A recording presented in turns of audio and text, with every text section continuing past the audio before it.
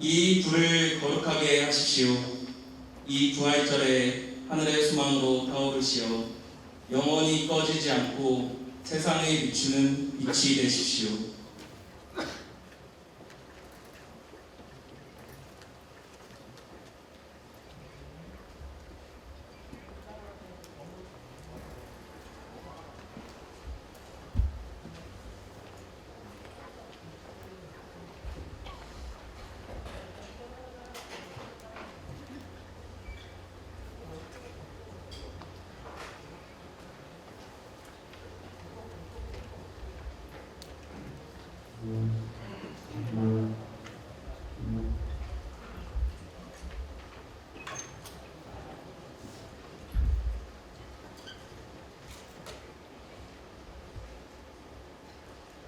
그리스도의 빛, 그리스도의 빛, 그리스도의 빛. 하나님 감사합니다.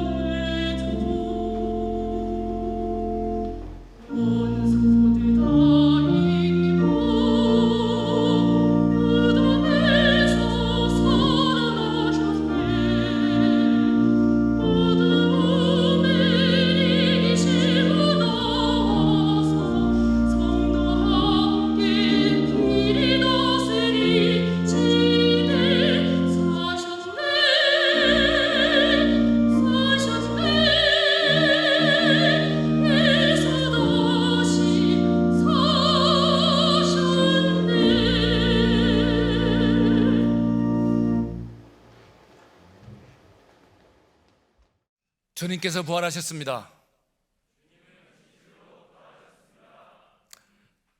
이 인사는 전형적인 부활절 인사입니다. 다시 한번 크게 해보겠습니다. 주님께서 부활하셨습니다. 아멘. 부활의 주님께서 우리와 함께 하시니 우리 안에 평화가 넘칩니다. 주님께서 부활하셨습니다 라는 말로 서로 평화의 인사를 나눕시다. 주님께서 부활하셨습니다.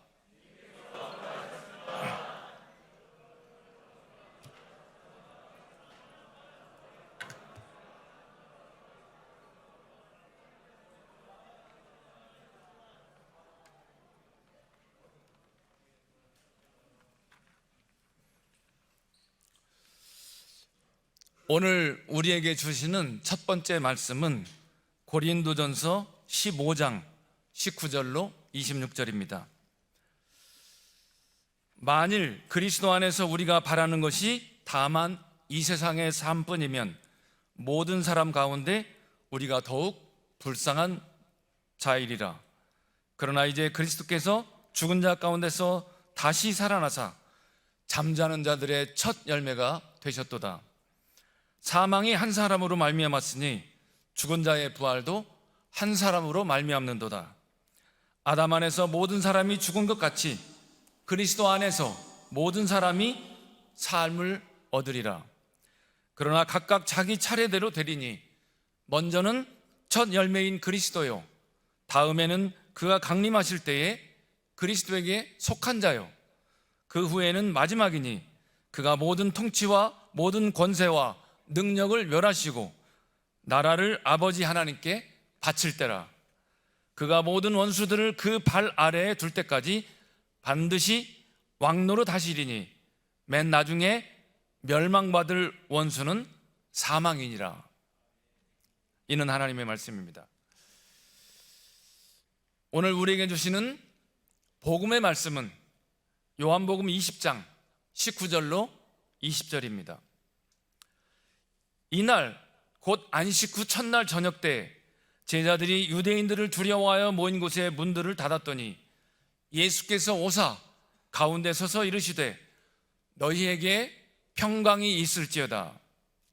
이 말씀을 하시고 손과 옆구리를 보이시니 제자들이 주를 보고 기뻐하더라. 예수께서 또 이르시되 너희에게 평강이 있을지어다. 아버지께서 나를 보내신 것 같이 나도 너희를 보내노라. 이 말씀을 하시고 그들을 향하여 숨을 내쉬며 이르시되 성령을 받으라. 너희가 누구의 죄든지 사하면 사하여질 것이요 누구의 죄든지 그대로 두면 그대로 있으리라 하시니라. 12 제자 중에 하나로서 디두모라 불리는 도마는 예수께서 오셨을 때에 함께 있지 아니한지라. 다른 제자들이 그에게 이르되 우리가 주를 보았노라 하니 도마가 이르되 내가 그의 손에 못자국을 보며 내 손가락을 그 못자국에 넣으며 내 손을 그 옆구리에 넣어보지 않고는 믿지 아니하겠노라 하더라. 여드레를 지나서 제자들이 다시 집 안에 있을 때 도마도 함께 있고 문들이 닫혔는데 예수께서 오사 가운데 서서 이르시되 너희에게 평강이 있을지어다 하시고 도마에게 이르시되 내 손가락을 이리 내밀어 내 손을 보고 내 손을 내밀어 내 옆구리에 넣어보라. 그리하여 믿음 없는 자가 되지 말고 믿는 자가 되라. 도마가 대답하여 이르되 나의 주님이시요 나의 하나님이시니이다. 예수께서 이르시되 너는 나를 본고로 믿느냐? 보지 못하고 믿는 자들은 복되도다 하시니라. 이는 주님의 말씀입니다.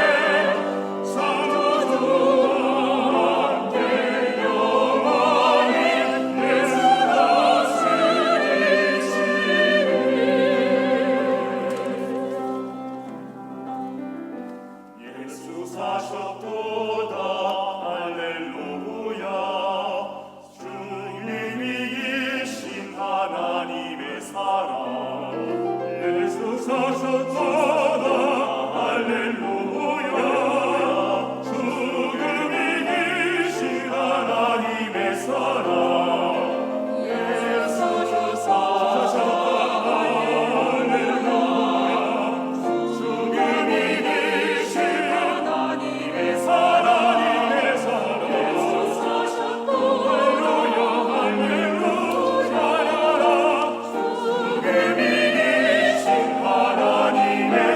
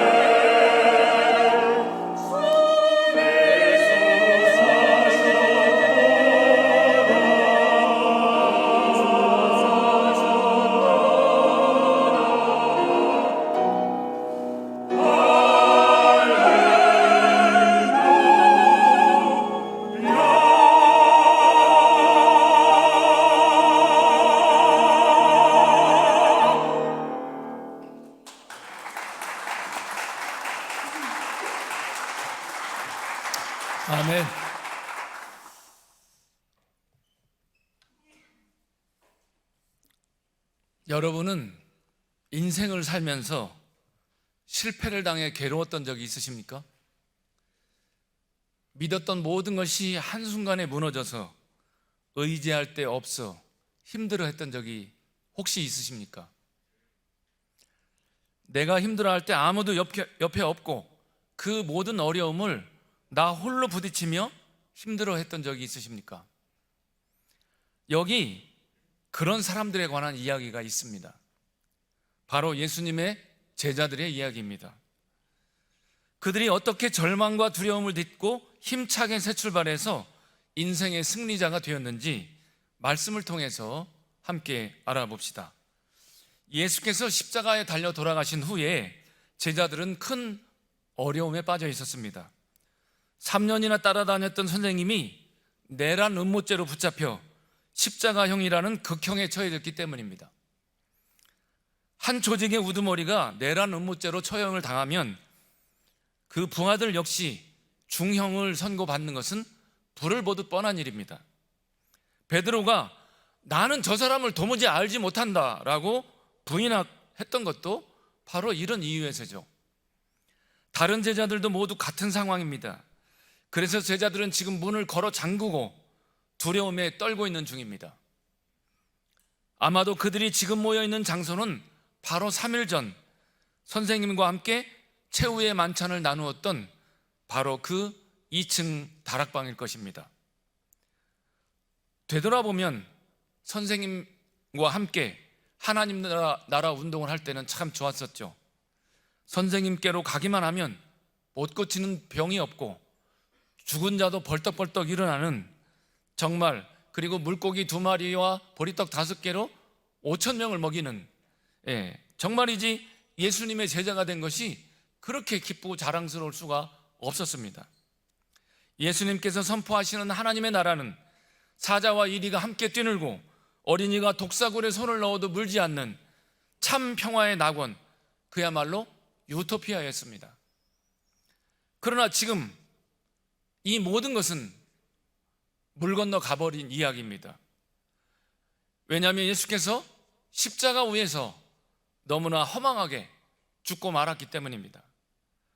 신바람은 고사하고 이제는 시르이와 좌절의 한복판에서 그야말로 신변의 위협을 느끼는 그런 처지가 되고 말았습니다. 이런 처지에서 제자들이 대인 기피증에 걸린 것은 어찌 보면 당연한 일입니다. 그들은 지금 유대인들을 두려워하여 문을 걸어 잠그고 방 안에 웅크리고 있습니다. 이것은 유대인들이 자기들이 있는 방 안으로 들어오지 못하게 문을 걸어 잠근, 그야말로 락드아웃이라기보다는 자기들이 밖으로 나가지 못하는, 두려워서 락드인된, 그야말로 자기들 스스로를 방 안에 가둔 그런 지금 상황이라고 볼 수 있겠습니다. 이런 사실은 지금 제자들이 정신적으로 육체적으로 얼마나 힘든 가운데 있는지를 가늠하게 해줍니다. 그러나 성경을 자세히 보면 제자들은 이미 선생 예수께서 부활하셨음을 알고 있었습니다. 안식 후 첫날 이른 새벽에 수제자 베드로는 다른 한 제자를 데리고 예수님의 무덤에 갔었는데, 그때 예수님의 시신은 보이지 않고 오직 누우셨던 자리에 세마포만 개켜 있었습니다. 이들 두 제자가 집으로 돌아간 후에 여전히 그 자리에 남아있던 마리아는 부활하신 예수님을 직접 만났습니다. 그리고 빨리 달려가서 그 사실을 제자들에게 알려주었습니다. 그렇지만 여러분, 두려움과 절망에 빠져있던 제자들은 마리아가 전하는 소식을 듣고도 믿을 수가 없었습니다. 그리고 믿으려 하지 않았습니다. 내가 죽은 후 3일 만에 다시 살아나리라 하신 이 선생님의 말씀도, 예수님이 다시 사셨다는 마리아의 말도 그들의 귀에는 지금 들어오지 않는 것입니다. 오직 두려움, 낙심, 좌절, 이런 것들만이 그들의 마음을 온통 지배하고 있었던 것입니다. 우리도 마찬가지죠. 우리가 한번 좌절과 시리와 두려움과 절망에 빠지면 거기에 우리의 온 마음이 지배당하기 때문에 다른 것을 생각할 여유가 없습니다. 이렇게 되면 옆에서 누가 무슨 말로 위로해도 귀에 들어오지 않게 되죠. 예배를 드려도 설교를 들어도 아무것도 귀에 들어오지 않는 것입니다. 그래서 철학자 키에르케고르는 절망이야말로 죽음에 이르는 병이다, 이렇게 말을 했습니다. 실패가 우리를 파멸로 이끄는 것이 아니고 절망이 우리를 파멸로 이끄는 것입니다. 어떠한 상황에서도 우리가 절망하지 말아야 될 이유가 바로 여기에 있는 것입니다. 그러나 우리 주님께서 이렇게 나약한 제자들을 결코 포기하지 않으십니다. 그들이 죽도록 내버려두지 않으십니다. 예수님은 제자들을 사랑하시되 끝까지 사랑하셨습니다. 그래서 부활하신 날 저녁에 문을 걸어 잠근 채 두려움에 떨고 있는 제자들에게 찾아오셨습니다. 그리고 그들에게 제일 절실한 것 세 가지를 선물로 주셨습니다. 여러분, 지금 이 상황에서 제자들에게 제일 필요한 것이 무엇일까요? 지금 이 순간, 이 상황에서 여러분들에게 제일 필요한 것 세 가지는 무엇입니까? 한번 생각해 보십시오. 여러분이 지금 간절히 마음속으로 늘 원하는 것, 여러분의 상념 속에 늘 나는 내가 이게 있었으면 좋겠다, 여러분이 바라는 세 가지는 무엇입니까? 돈입니까? 권력입니까? 아니면 명예입니까? 어떤 청년이 늘 머릿속에 돈과 여자와 결혼을 생각하고 있었어요. 그거를 절실히 원하고 있었어요. 근데 어느 날 오후에, 나른한 오후에 깜빡 잠이 들었는데 갑자기 펑 하는 소리가 나더니 이 산신령님이 나타나신 거예요. 그래서 네가 지금 원하는 것 세 가지를 내가 들어줄 테니 빨리 말해라. 그래서 이 청년이 돈, 여자, 결혼 이렇게 속사포같이 쏟아낸 거예요. 그랬더니 산신령님이 잠깐 기다려 하더니 펑 하더니 정신을 차려보니 자기가 돈, 여자하고 결혼을 했었다, 이런 얘기가 있습니다. 알아듣는 자는 복되도다. 네. 부활하신 주님께서 제자들에게 찾아오신 후에 제일 먼저 주신 것은 무엇이냐면 평화입니다. 19절에 보면 예수님께서 문이 닫힌 방으로 들어오신 후에 제자들의 한가운데 서시고 말씀하셨습니다. 너희에게 평화가 있을지어다. 샬롬, peace be with you. 한 번도 아니고 두 번도 아니고 세 번씩이나 주님은 평화를 주셨습니다. 19절, 21절, 26절입니다. 이게 무슨 뜻입니까? 지금 제자들의 두려움과 좌절이 얼마나 컸던지를 반증해 주는 말이 아닐까요? 지금 그들에게 제일 필요한 것은 돈도 아니고 명예도 아니고 권력도 아니고 바로 평화, 평강인 것입니다. 예수께서 샬롬 하고 말씀하신 것은 그냥 단순히 그냥 인사가 아니에요, 여러분. 샬롬은 뭡니까? 통전적인 평화예요. 즉 마음이 평안하고 근심 걱정이 없으면서 또한 몸도 질병이 없이 건강한 상태, 이것을 샬롬이라고 합니다. 즉 마음과 몸이 함께 누리는 평화, 그런 상태죠. 주님의 말씀은 그 자체가 능력이 있기 때문에 주님께서 한번 말씀하시면 그대로 이루어집니다. 주님께서 태초에 하나님께서 천지를 창조하실 때 뭐라고? 빛이 있으라 라고 말씀하시니 빛이 생겼잖아요. 샬롬하고 말씀하시는 예수님은 태초에 빛이 있으라 라고 말씀하신 그분과 바로 같은 분이신 겁니다. 그래서 주님께서 너희에게 평안이 있을지어다라고 말씀하시면 지금 그들이 어떤 상황에 있든지 그들이 평화를 누리게 되는 거죠. 그런데 여러분, 자, 주님이 지금 이 자리에서 말씀하십니다. 너희에게 평화가 있을지어다. 자, 근데 여러분, 지금 한번 솔직하게 한번 얘기해 봅시다. 우리 까놓고 지금 여러분 마음속에 평화가 생겼습니까? 그런 분은 진짜 복된 분이에요. 지금 여러분들은 지금 이 순간 모든 걱정, 근심 걱정 다 사라지고 정말로 천하태평하고 마냥 마음속에 온전한 평화가 생겼습니까, 여러분? 솔직히 좀 그렇지는 않지 않아요? 그죠? 예, 복되십니다. 예. 자, 그렇지 않은 분은 지금부터 제 말을 잘 들으세요. 지금 여기 다락방에 숨어있는 이 제자들의 형편은 어떻습니까? 내란 음모의 우두머리로 처형당한 그 죄인 괴수의 제자들이에요. 추종자들입니다. 언제 로마 당국자들과 유대인들에게 붙잡혀서 처형당할지 모르는 극도로 불안한 상황입니다. 이런 제자들에게 예수께서 찾아오셔서 말씀하셨습니다. 너희에게 평화가 있을지어다. 도대체 어떻게 이 평화가 가능하다는 것입니까? 예, 여러분에게 마찬가지죠.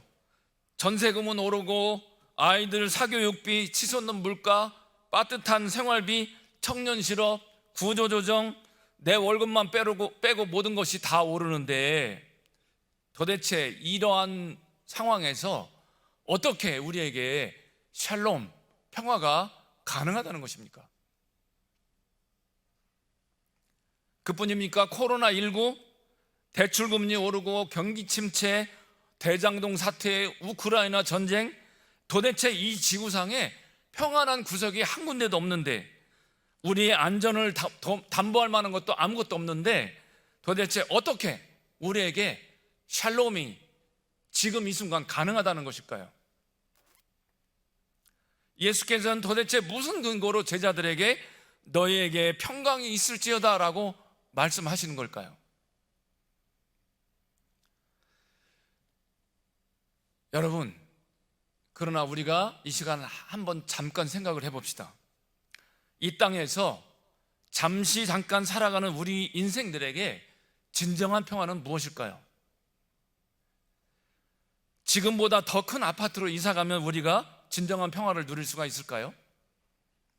남북 간의 평화협정이 체결되면 이 땅에 진정한 평화가 올까요? 우리에게 진정한 샬롬이 올까요? 이런 것들은 모두 잠깐 이 세상에 사는 동안만 필요한 거 아닙니까? 영원한 평화, 우리가 추구해야 할 진정한 평화는 무엇입니까? 영원하신 하나님 앞에서 우리의 죄의 문제가 완전히 해결되고 하나님과 화해되어서 영원한 하나님의 나라가 우리에게 보증된다면, 그래서 사나 죽으나 걱정이 없게 된다면 그것이 곧 진정한 평화가 아니겠습니까? 예수께서 바로 그것을 성취하셨다는 겁니다. 바로 3일 전에, 내가 3일 전에 십자가 위에서 그것을 다 해결했노라. 그래서 너희는 지금 평강을 누릴지어다 라고 말씀하시는 겁니다. 십자가 위에서 3일 전에 살찢고 피 흘려 돌아가심으로써 죄로 인해 막혔던 하나님과 우리 사이의 담을 허무심으로써 하나님과 우리를 화해시키셨습니다. 그러니 이제 너희는 평안하라. 내가 다 이루었으니 이제 너희는 평강을 누려라. 이런 말씀인 것입니다. 얼마나 위로가 되는 말씀입니까? 우리에게 얼마나 희망이 되는 말씀입니까? 그렇습니다. 우리가 주님의 십자가를 믿을 때에 우리는 하나님과 화해되었습니다. 우리에게 영원한 하나님의 나라가 보증으로 주어졌습니다. 그래서 이제 사나 죽으나 우리는 걱정이 없습니다. 주님께서 주시는 평화는 세상에 주는 평화와 다릅니다. 이 세상에 주는 평화는 잠깐 있다가 없어지는 평화이고, 이 세상의 부귀영화는 바닷가의 모래알 같아서 손에 움켜쥐면 스르르 다 빠져나가는 그런 것이지만, 우리 주님께서 주시는 평화는 우리 영혼의 깊은 곳에서 우러나오기 때문에 언제까지나 없어지지 않는, 누구도 빼앗아갈 수 없는 진정한 평화인 것입니다.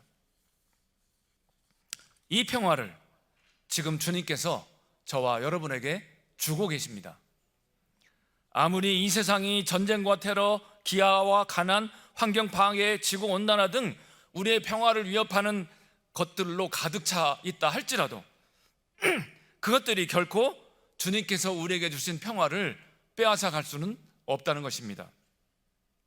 왜냐하면 우리가 가진 평화는 바로 주님께서 십자가에서 이룩하신 평화이기 때문입니다. 이 평화는 바로 우리의 내면에 깊은 곳에 있습니다. 그리고 언제까지나 솟아나오는 그런 평화인 것이죠. 우리는 지금 이 세상에 올 때, 우리는 모두 이 세상에 올 때 빈손으로 왔습니다. 우리가 뭐라도 가진 것이 있다면 그것은 다 주님이 주신 것입니다. 우리는 모두 흙에서 와서 흙으로 돌아갈 것입니다. 우리가 이 땅에서 태어나서 이만큼 먹고 산다면 그것이 다 바로 주님의 은혜인 것이죠. 우리가 받는 복은 여기서 그치지 않습니다. 우리는 예수 그리스도의 은총으로 하나님의 백성이 되었고 천국을 소망하며 살게 되었습니다. 이것을 생각한다면 우리가 이 땅에서 겪는 어려움과 고통쯤은 아무것도 아니라고 하는 것을 우리는 깨닫게 되는 것입니다. 우리 주님께서 주시는 평화가 이 땅에서 우리가 받는 고난보다 훨씬 더 크고 위대하다고 하는 것을 우리는 믿어야 하겠습니다. 그러니 우리는 이제 평화를 누릴 수 있습니다. 우리 모두 이 평화를 받아 누립시다. 부활하신 주님께서 이 시간 우리에게 찾아오셔서 말씀하십니다. 너희에게 평화가 있을지어다. 자, 지금 한번 이 평화를 한번 누려볼까요? 자, 다 같이 가슴을 펴시고, 가슴을 펴고 눈을 감고 심호흡을 해봅시다. 느껴지십니까? 자, 속으로 이렇게 말합시다.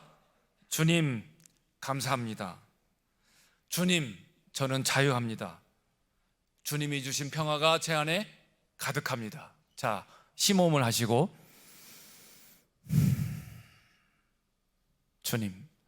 주님이 주신 평화가 제 안에 가득합니다. 자, 이제 눈 뜨세요. 그대로 이렇게 잠에 골아 떨어지시면 안 됩니다. 자, 평화를 주신 부활의 주님께서 제자들에게 주신 두 번째 선물이 있습니다. 그게 뭐냐면 바로 사명입니다. 평화는 사명을 위한 선결 조건입니다. 하나님과 평화를 누리지 못하는 사람은 절대로 사명을 감당할 수 없습니다.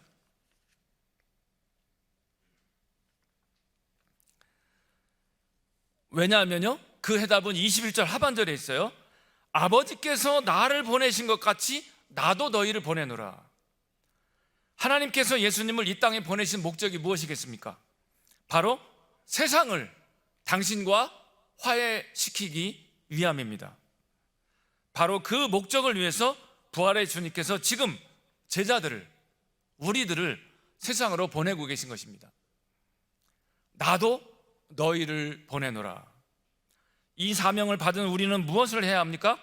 주님이 하셨던 일, 바로 사람들로 하여금 하나님과 화해하게 하는 것, 그래서 사람들도 평화를 누리게 하는 것, 그것을 해야죠. 그렇다면 주님께서 우리를 어디로 보내셨습니까? 하나님은 우리를 가정에서는 자녀로, 아들과 딸로, 남편과 아내로, 아버지와 어머니로, 우리에게 양육할 자녀를 주시고, 효도할 부모를 주시고, 공부할 학교를 주시고, 일할 직장과 직업을 주셨습니다. 무엇보다도 주님의 부활의 증인, 즉 복음의 증인으로 이 땅에 우리를 세우신 것입니다.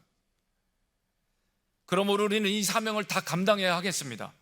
이 사명을 다 감당할 때까지는 우리는 결코 포기할 수도 없고 주저앉을 수도 없습니다. 주님께서 주시는 부활의 생명력으로 우리는 언제나 다시 그리고 또다시 일어서야 하는 것입니다. 부활하신 주님께서 주신 세 번째 선물은 바로 성령입니다. 첫 번째 선물은 뭐라고 그랬죠? 평화. 두 번째 선물은 사명입니다. 세 번째 선물은 뭐냐면 성령입니다. 왜 성령을 선물로 주셨을까요? 그 사명을 감당할 능력을 주시기 위해서입니다. 오늘 본문을 신약학자들은 요한복음의 오순절이다 이렇게 부릅니다. 세계 교회가 공통으로 사용하는 표준 성서 정과에서는 이 본문을 성령 강림절의 본문으로 정해 놓았습니다. 오순절은 사도행전에만 있는 것이 아닙니다. 흔히 성령 강림하면 우리는 사도행전에 있는 오순절을 생각하고 오해를 하게 되는 거죠. 뭐 대단하게 막 하늘에서 불이 내려오고 막 방언이 있고 뭐 몸이 떨리고 진동하고 뭐 대단하고 요란한 일이 있어야만 성령 받는 걸로 우리는 오해를 하는 거죠. 예. 그러나 요한복음의 성령 강림절은 그렇지가 않습니다. 22절에 보면 예수께서는 제자들에게 숨을 내쉬며 말씀하셨어요. 성령을 받으라. 여기에서 이 숨은 바로 루아크. 하나님이 처음에 아담을 만드실 때 진흙으로 사람의 형상을 빚으시고 거기에 숨을 불어넣으니까 진흙 덩어리가 생령, the living soul이 되었다. 예수께서 제자들에게 숨을 내신 것은 뭡니까? 바로 이 태초의 인간 창조를 연상시키시는 행동 아닙니까? 아마도 지금 주님께서, 부활하신 주님께서 삼위일체의 한 분으로서 새로운 종류의 인간, 즉 당신과 화해한, 그래서 이 세상의 어떤 고난과 역경에도 평강을 누리는 그런 새로운 종의 인간을 지금 창조하고 계신지도 모르겠습니다.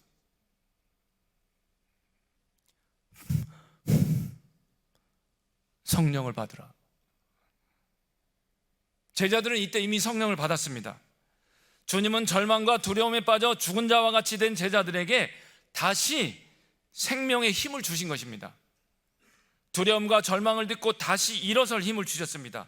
주님은 오늘 우리에게도 성령을 보내주십니다. 지금 이 자리에서 부활하신 주님의 숨결을 다시 한번 느끼십시다. 자, 가슴을 펴시고 편안한 마음으로 심호흡을 하시고 마음속으로 성령님 이렇게 한번 불러봅시다. 성령님. 에스겔 골짜기의 마른 뼈들에게 여호와의 생기가 들어갈 때에 그 뼈들이 살아 일어나 큰 군대를 이루었다고 했습니다. 마른 뼈같이 무기력하고 무능력한 우리들에게도 부활하신 주님의 숨결, 곧 성령이 임하실 때에 우리는 일어나 힘차게 전진하는 주님의 일꾼들이 다 될 줄 믿습니다. 그런데 여러분, 사람이 모인 곳에는 꼭 이런 사람이 있죠. 어떤 사람입니까? 모임에 빠지는 사람이에요. 예수님의 제자 가운데도 이런 사람이 있었어요. 그의 이름은 누구죠? 도마입니다. 도마는 문제가 좀 있어요. 19절에 보면 부활절 저녁에, 주님 부활하신 날 저녁에 다른 제자들이 모두 함께 있었는데 도마는 그 자리에 없었어요. 도대체 그 시간에 도마는 어디 가서 무엇을 하고 있었을까? 궁금하죠? 다른 제자들이 모두 부활하신 주님을 만날 때 도마만 주님을 만나지 못했어요. 여러분, 무슨 일에 빠지는 사람은 대개 이익을 얻기보다는 불이익을 당하는 경우가 많아요. 여러분, 예배도 마찬가지고 내일부터 시작되는 신앙 수련회, 여러분 빠지면 불이익을 당할 줄로 믿습니다. 네, 저의 믿음이에요. 여러분들은 6번 빠짐없이 다 참석하실 줄로 믿습니다. 자, 예배에 빠지는 사람 마찬가지죠. 평상시 예배에서 아무 일이 안 일어났다고 해서 오늘 예배 한 번쯤 빠져도 된다 이렇게 생각하시면 반드시 그때 불이익을 당해요. 여러분, 그 한 번 빠진 예배 때문에 인생이 달라질 수도 있고, 또 한 번 참석한 인생 예배 때문에 인생이 더 대박이 날 수도 있습니다. 도마가 뒤늦게 와보니 부활하신 예수님이 다녀가신 거예요. 모두가 부활하신 주님을 직접 눈으로 봤다는 거예요. 만났다는 거예요.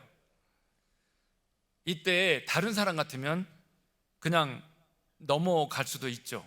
그런데 도마는 그렇지가 못했어요. 이렇게 말했습니다. 내가 그 내 손가락을 그 못자국에 넣어보지 않고는 믿을 수 없다. 즉 부활의 증거를 그는 요구하는 것입니다. 아마도 도마는 꼼꼼하고 깐깐한 합리적인 사람, 까칠한 사람, 그런 사람인 것 같아요. 무슨 일이든지 확실하지 않은 것은 얼렁뚱땅 넘어갈 수 없는 그러한 성격의 소유자였던 것 같습니다. 우리들 같으면 도마에게 그러니까 네가 그때 있었어야지 왜 어디 갔어? 라고 타박하고 조롱할 수가 있겠죠. 이제 그러나 버스는 지나갔어 라고 얘기할 수가 있습니다. 그러나 여러분, 예수님은 그렇게 하지 않으셨어요. 주님은 그런 도마도 받아주십니다. 일주일 후에 다시 나타나셔서 도마에게 가까이 오시고, 도마야 여기에 네 손가락 넣어봐 라고 말씀하셨습니다. 그리고 믿음 없는 자가 되지 말고 믿는 자가 되거라 라고 권면해 주셨죠. 그때 도마는 고백하였습니다. 나의 주시여 주시며 나의 하나님이시나이다. 이 고백은 성경에 있는 정말로 몇 안 되는 위대한 신앙 고백 중에 하나입니다. 그래서 제가 미국에서 유학할 때 제 아들 이름을 도마라고 지었습니다. 물론 다른 제자들도 그랬지만 그 후 도마의 부활 신앙은 절대 흔들릴 수 없었을 것입니다. 그는 순교하기까지 부활하신 주님을 증거하는 충성스러운 주님의 사도가 되었습니다. 우리들 중에도 신앙 문제에 관하여 의심하는 사람이 종종 있습니다. 그러나 그것을 겉으로 잘 표현하지 못합니다. 왜냐하면 그렇게 하면 다른 사람들이 자기를 믿음 없다고 조롱할까 봐. 그러나 여러분, 우리는 의심이라고 하는 것은 매우 자연스러운 것이고, 확실한 토대 없이 얼렁뚱땅 넘어가며 믿는 것보다 차라리 의심하는 것이 낫다는 것을 우리는 인정해야 됩니다. 어물쩡하게 믿는 사람은 어떤 문제가 있냐면 대개 시험이나 유혹이 오면 금방 넘어가게 돼 있어요. 이단의 꾀임에도 잘 넘어갑니다. 확실하게 알지 못하고 직접 체험하지 못했기 때문이죠. 그런 의미에서 도마의 의심은 신앙을 파괴하는 의심이 아니라 오히려 신앙에 유익을 주는 의심이었다, 이렇게 우리는 말할 수 있습니다. 그 의심이야말로 개인적이고 인격적이며 직접적인 신앙으로 인도하는 그런 의심이었다. 한마디로 매우 귀중한 의심이죠. 여러분, 저도 청년 때 신학교 오기 전에 제가 우리 국내 굴지의 LG전자 본사에 다녔는데, 제가 평생 20평생 믿어온 예수님, 하나님 믿어지지 않았어요. 그래서 제가 하나님이 계시다고 하는 것을 믿기 위해서 우리 교회 부흥회가 열렸을 때 회사 일주일 휴가 내고 월요일 새벽부터 토요일 새벽까지 전심전력에서 매달려서 하나님을 정말로 매우 강렬하게 하나님을 만난 그런 경험이 있습니다. 여러분들도 만약에 확실한 믿음이 없으시다면 여러분의 삶을 걸고 주님께 매달리는 그런 그 경험을 기회를 여러분 가지셔야 돼요. 그건 누가 주는 게 아니에요. 여러분 스스로 찾아 하셔야 됩니다. 우리는 도마 같은 합리적 신앙의 자세를 무시하고 타박할 것이 아니라 오히려 본받아야 합니다. 그러나 그렇다고 해서 무조건 의심만 하는 건 좋은 것이 아닙니다. 주님은 도마에게 말씀하셨습니다. 너는 나를 번거로 믿느냐? 보지 못하고 믿는 자들은 복되다. 우리는 종종 신앙의 회의를 가질 때가 있습니다. 하나님의 존재는 과학적으로 검증할 수 없다. 따라서 부활도 천국도 믿을 수 없다. 그러므로 모든 것을 의심할 수밖에 없다라고 말하는 사람들이 있습니다. 그러나 하나님은 분명 살아 계십니다. 이 믿음을 가진 사람은 복됩니다. 우리는 모두 믿음 없는 자가 아니라 믿는 자들이 됩시다. 아니, 강한 믿음의 소유자들이 됩시다. 지금 여러분의 상태는 어떻습니까? 어렵습니까? 힘듭니까? 절망 중에 있습니까? 신앙의 회의가 됩니까? 현재의 고난과 좌절을 물리치고 일어서십시오. 우리를 시리에 빠지게 하고 주저앉게 하고 포기하게 하는 모든 죄와 죽음의 세력에 결코 굴복하지 말고 주님께서 주신 평강을 빼앗기지 맙시다. 부활의 증인으로서 사명자가 됩시다. 성령께서 우리와 함께 하십니다. 성령께서 우리의 능력이 되십니다. 이것이 오늘 아침에 저와 여러분에게 주시는 복음, 기쁜 소식입니다. 주님께서 여러분과 함께 하십니다. 우리가 아까 안 하고 넘어간 순서가 있죠. 이제 하나님의 말씀을 들었으니 우리에게 주님의 평화가 임했습니다. 이 평화를 주님께서 우리에게 주시니 우리가 함께 이 평화를 누리겠습니다. 자, 아까 연습한 거 해보겠습니다. 주님께서 부활하셨습니다 라는 말로 서로 평화의 인사를 나누겠습니다. 주님께서 부활하셨습니다. 아까 연습한 건 얘기 아닐 텐데, 아까 연습한 대로 합시다. 다시 한번. 자, 주님께서 부활하셨습니다.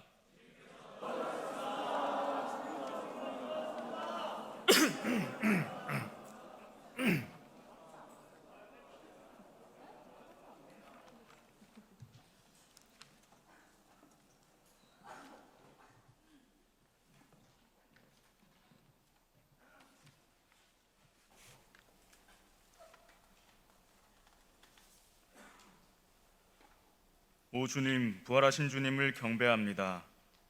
주님께서 부활하심으로써 모든 피조물들에게 기쁨과 환희를 주셨습니다. 부활하신 주님께서 제자들에게 찾아오셔서 숨을 불어넣어 주셨을 때에 제자들이 성령을 받았습니다. 주님의 승리를 통하여 저희가 기도합니다.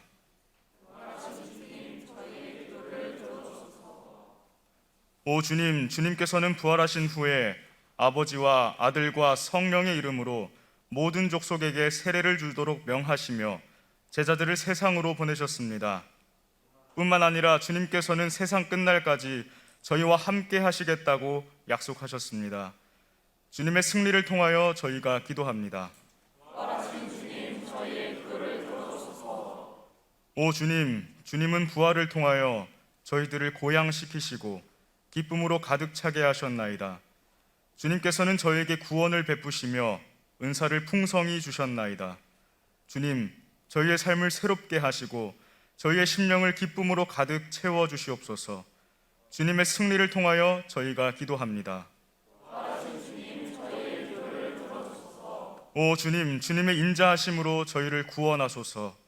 부활을 기다리던 주님의 모든 백성들과 저희들에게 주님의 자비를 베풀어 주소서. 오 자비로우신 하나님, 우리나라와 온 세계에 평화를 주시고 어려움 가운데 처한 이들을 굽어 살피시며 마음이 상한 자들에게 자비를 베풀어 주소서. 오 자비로우신 하나님, 부활하신 우리 주 예수 그리스도를 기억하며 주님의 이름으로 기도드립니다. 아멘.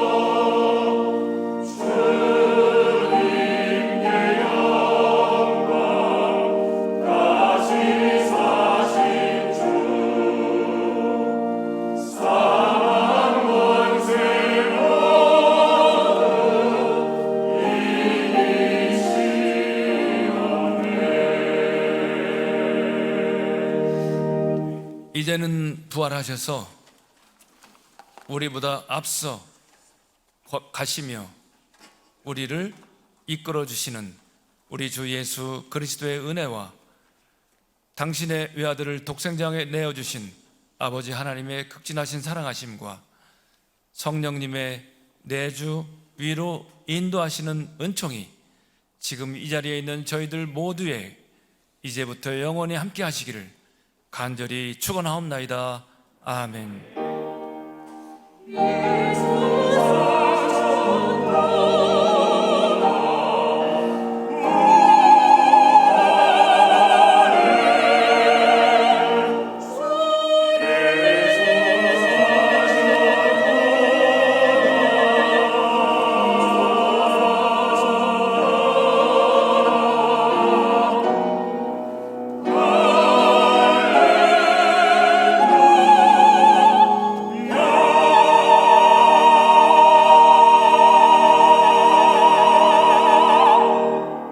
아멘. 자리에 앉으시겠습니다. 광고 말씀드립니다.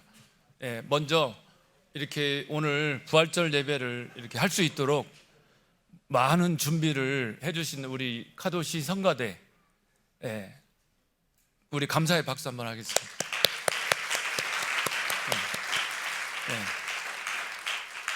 그리고 이렇게 우리 이렇게 이런 모든 이 장식이나 이런 거 준비해 주신 정말로 뒤에서 어제부터 오늘까지 계속 수고 많이 하셨는데 우리 김형락 교수님하고 우리 신대원 예배 코디네이터 김형락 교수님 그리고 예배 봉사자들 계십니다. 우리 그분들에서 박수 한번 하겠습니다.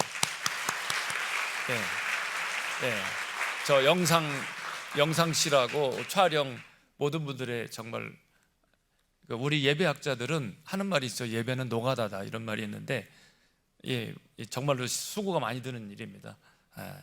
여러분들이 잘 보시고 이 자체가 여러분들에게 교육이죠. 광고 간단하게 드리겠습니다.